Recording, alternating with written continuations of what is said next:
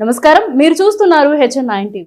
స్వర్గీయ గొట్టిపాటి కొండపనాయుడు 22వ వర్ధంతి సందర్భంగా ఈరోజు కావలి నియోజకవర్గ తెలుగుదేశం పార్టీ ఇన్ఛార్జ్ మాలేపాటి సుబ్బానాయుడు మరియు ఉదయగిరి మాజీ ఎమ్మెల్యే బొలినేని రామారావు కావలి పట్టణంలోని ఆయన కాంస్య విగ్రహం వద్ద గొట్టిపాటి కొండపనాయుడు చారిటబుల్ ట్రస్ట్ వారు నిర్వహించిన వర్ధంతి కార్యక్రమానికి హాజరై వారి విగ్రహానికి పూలమాలలు వేసి నివాళులర్పించారు. టీడీపీ శ్రేణుల సమక్షంలో సుబ్బానాయుడు మాట్లాడుతూ ఆయనకు మా కుటుంబంతో ఉన్న సంబంధం మరువలేనిదని, గొట్టిపాటి కొండపనాయుడు ఆశయాలను కొనసాగిస్తామని, రైతాంగానికి వారు చేసిన సేవలను కొనియాడారు. గొట్టిపాటి కొండపనాయుడు గారంటే ప్రజల మనిషి.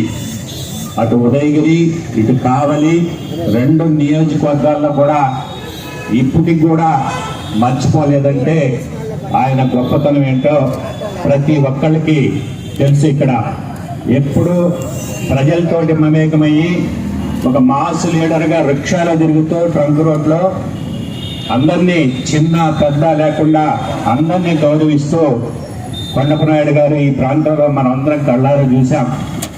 ఆయన ఎమ్మెల్యే ఉన్నప్పుడు నేను ఇక్కడ 6th క్లాస్ 7th క్లాస్ చదువుతున్నా జెడ్పీ స్కూల్లో. ఈ ట్రంక్ రోడ్లో యాప చెట్లు ఉన్నాయి. ఆయన గుర్తు సైకిల్ గుర్తు.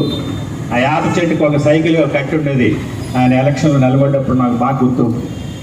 అసలు ఎమ్మెల్యే అంటే ఎట్లుండాలనేది ఆయన్ని చూసి నేర్చుకోవాలి. ఒక డిగ్నిఫైడ్గా ఎవరికి ఏ అవసరం ఉన్నా ఎంటబెట్టి ఆర్డీఓ ఆఫీస్ కానీ డిఎస్పీ ఆఫీస్ కానీ తీసుకెళ్ళి అక్కడ కూర్చొని పనిచేయించిపోయేటటువంటి నాయకుడు కొండపనాయుడు గారు. అదే కాకుండా ఉదయగిరి నియోజకవర్గానికి కొండాపురం మండలానికి ఉత్తర కాలువ తీసుకొచ్చింది ఆయన. తర్వాత 2014 నుంచి 19లో దాన్ని కంప్లీట్ చేసి 105 కిలోమీటర్లు కొమ్మి గ్రామం వరకు నీళ్లు తీసుకొని తెలుగుదేశం ప్రభుత్వంలో ఫైనల్ చేయించాం. ఇలాంటి ఎన్నో అభివృద్ధి కార్యక్రమాలు రెండు నియోజకవర్గాలకి వింజమూరు సమితి ప్రెసిడెంట్గా 4 సార్లు, ఎమ్మెల్యేగా ఒకసారి, జిల్లా పరిషత్ వైస్ చైర్మన్గా ఎన్నో పదవులు అల్పించిన గొట్టపాటి కొండపనాయుడు గారు అలాంటి మహానుభావుడు. అలాంటి వాడిని ఇంకా చూడం. అంటే ప్రేమ కార్యకర్తలకి అదే విధంగా ఆయన మీద ప్రేమ ఉండేది. ఆయనకు కూడా కార్యకర్తల మీద ఆ విధంగా ప్రేమ ఉండేది. ఈరోజు ఎమ్మెల్యేలు, ఈరోజు కార్యకర్తలు మనం చూస్తున్నాం ఎలాంటి ప్రేమలోనే దేనికోసం ప్రేమ ఉందో ఇప్పుడు మనం గమనిస్తున్నాం. అలాంటి నాయకుల్ని ఎప్పుడు మర్చిపోలేం. ఆయన ఈ కావలి ఉదయగిరి నియోజకవర్గంలో ఎల్లకాలం ఆయన గుర్తుండిపోతారు. నేను ఇంకోటి కూడా అనుకుంటున్నా, రేపు తెలుగుదేశం ప్రభుత్వం అధికారంలోకి వచ్చిన తర్వాత ఆయన వింజమూరులో 3 సార్లు సమితి ప్రెసిడెంట్గా చేశారు.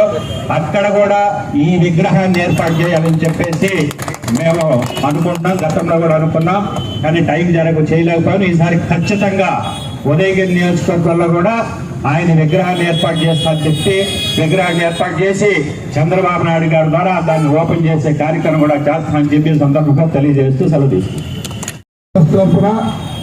రామారావు నాయుడు గారు, అదేవిధంగా కొండపనాయుడు గారి మనవడు శ్రీరామ్ సురేష్ రావడం చాలా సంతోషంగా ఉంది. 22 వర్ధంతులు ఇదే విధంగా జరుగుతున్నాయి. ఆ మహనీయుడు ప్రజల మనసులో చిరస్థాయిగా నిలబడిపోయాడు. గొట్టిపాటి కొండపనాయుడు అంటే, గొట్టిపాటి కొండపనాయుడు అంటే రైతుల్ని పాలిట పెన్నిది. ఆ రోజు కొండపనాయుడు గారు మా నాన్నగారు చాలా బాగుండేవాళ్ళు. వారంలో కనీసం 3 రోజులు కలిసి ఉండేవాళ్ళు. ఇద్దరు నాకు బాగా సన్నిహితంగా ఉండేవాళ్ళు. కొండపనాయుడు గారితో ఉత్తరపు కాలం తిరుగుతుండేవాడు. ఈ నేనే ఉత్తరపు కాలం తిరుగుతాడు. ఈ కాలం ఏ పని అంటే నేను వాస్తవంగా నా కళ్ళ ముందే ఆ కాలం తెచ్చాడు. కాలువని కండల పిల్లలు జరిగింది. గొట్టిపాటి కొండపనాయుడు కాలం అని నామకరణ చేయడం జరిగింది. ఈరోజు ఎందుకు పనికి రాని పొలాలకి నీళ్లు ఇప్పించారు. ఉత్తరపు కాలం అంటే మాది పాతనాపురం, మా గ్రామానికి పాతనాపురం మా గ్రామానికి కూడా ఏ రోజు కాలువ నీళ్ళు రావు. అటువంటి గ్రామాలు కూడా ఈరోజు నీళ్లు చూపించాడు. 2 లక్షల పొలం ఈరోజు 10 లక్షలు పోయింది. ఆ మహనీయుడు పుణ్యమని రైతులందరూ ఆనందంగా ఉన్నారు. కనీసం వర్షాలు లేకుండా పశువులకి తాగునీరు ఉండేది కాదు.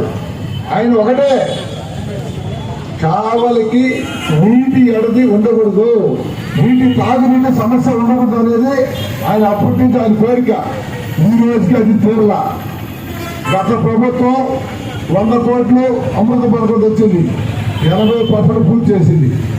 ప్రభుత్వం పోయింది, తెలుగుదేశం ప్రభుత్వం ఓడిపోయింది. వైసీపీ ప్రభుత్వం వచ్చింది. ఈ రోజుకి వైసీపీ నాయకులు దాన్ని పట్టించుకున్న దాఖలా లేదు. వాళ్ళకి ప్రజల సమస్యలు పట్టవు. వైసీపీ నాయకులకి ప్రజల సమస్యలు పట్టవు. ఆ రోజు కొండపనాయుడు గారు కావలిలో తాగునీటి సమస్య ఉండకూడదని ఎన్నో విధాలు పోరాడు. ప్రతి ఒక్కరి మాటలో చిరస్థాయిగా నిలబడిపోయారు.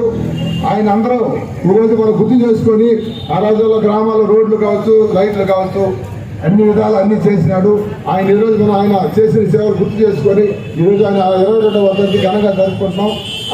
ఇక్కడ వచ్చిన నాయకులకి, ఆయన అభిమానులకి, కార్యకర్తలకి అందరికీ నా ధన్యవాదాలు. అందరికీ నమస్కారం. మరిన్ని అప్డేట్స్ కోసం మన HN9 టీవీ ఛానల్ ని సబ్స్క్రైబ్ చేసుకోండి.